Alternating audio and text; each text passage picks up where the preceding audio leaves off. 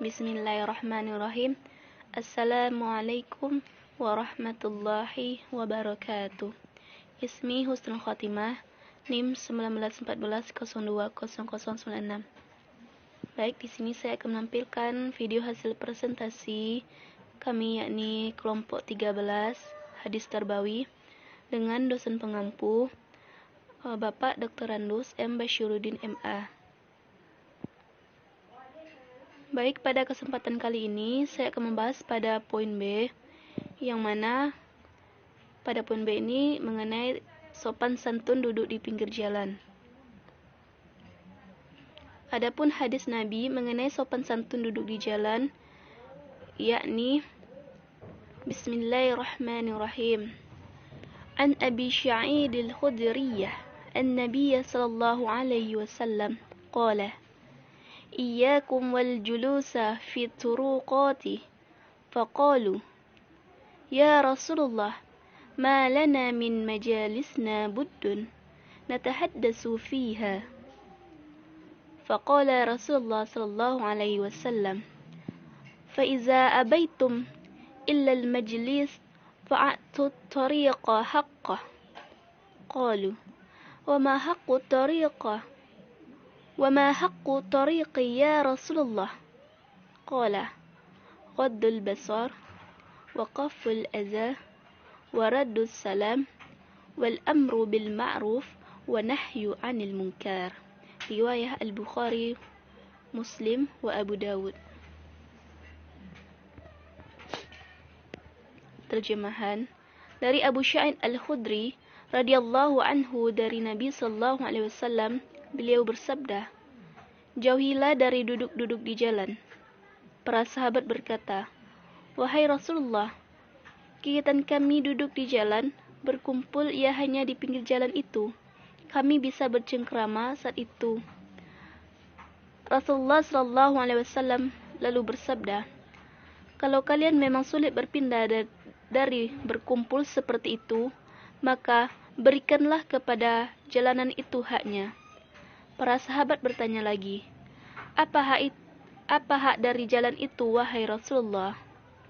Rasul menjawab, menundukkan pandangan, tidak menyakiti, membalas salam, menyampaikan kebaikan, dan melarang kemungkaran. Hadis riwayat Al-Bukhari, Muslim, dan Abu Dawud.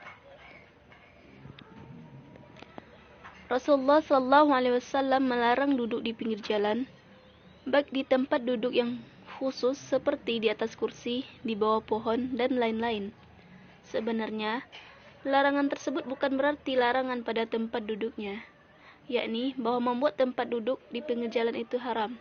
Terbukti ketika para sahabat merasa keberatan dan berargumen bahwa hanya itulah tempat mereka mengobrol. Rasulullah SAW pun membolehkannya dengan syarat mereka harus memenuhi hak jalan, yaitu sebagai berikut. Adapun yang pertama, menjaga pandangan mata. Menjaga pandangan merupakan suatu keharusan bagi setiap muslim atau muslimat. Sesuai dengan perintah Allah Subhanahu wa taala dalam Al-Qur'an, yang artinya, katakanlah kepada orang laki-laki yang beriman, hendaklah mereka menahan pandangannya dan memelihara kemaluannya. Yang demikian itu adalah lebih suci bagi mereka. Sesungguhnya Allah Maha mengetahui apa yang mereka perbuat. Hal itu tidak mungkin dapat dihindari bagi mereka yang sedang duduk di pinggir jalan. Ini karena akan banyak sekali orang yang lewat dari berbagai usia dan berbagai tipe.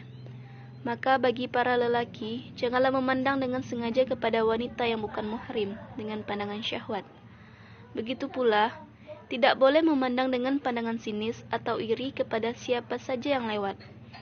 Pandangan seperti itu tidak hanya akan melanggar aturan Islam, tetapi akan menimbulkan kecurigaan, persengketaan, dan kemarahan dari orang dipandangnya. Apalagi bagi mereka yang mudah tersinggung. Oleh karena itu, mereka yang sedang duduk di pinggir harus betul-betul menjaga pandangannya. Adapun yang kedua, tidak menyakiti. Tidak boleh menyakiti orang-orang yang lewat. dengan lisan, tangan, kaki, dan lain-lain. Dengan lisan misalnya, mengata-ngatai atau membicarakannya. Dengan tangan misalnya, melempar dengan batu-batu kecil atau benda apa saja yang akan menyebabkan orang lewat sakit dan tersinggung. Tidak memercikkan air, dan lain-lain, yang akan menyakiti orang-orang yang lewat atau menyinggung perasaannya.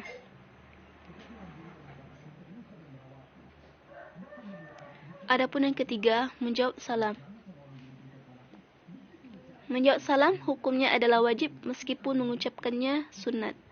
Oleh karena itu, jika ada yang mengucapkan salam ketika duduk di jalan, hukum menjawabnya adalah wajib. Adapun syarat yang keempat, yakni memerintahkan kepada kebaikan dan melarang kepada kemungkaran. Apabila sedang duduk di jalan, kemudian melihat ada orang yang berjalan dengan sombong atau sambil mabuk atau sambil memakai kendaraan dengan mengabut dan lain-lain, diwajibkan menegurnya atau memberinya nasihat dengan cara yang bijak. Jika tidak mampu, karena kurang memiliki kekuatan untuk itu, maka doakanlah dalam hati supaya orang tersebut menyadari kekeliruan dan kesombongannya. Syukran, yumkin hazal faqat akhiru kalam. Wassalamualaikum warahmatullahi wabarakatuh.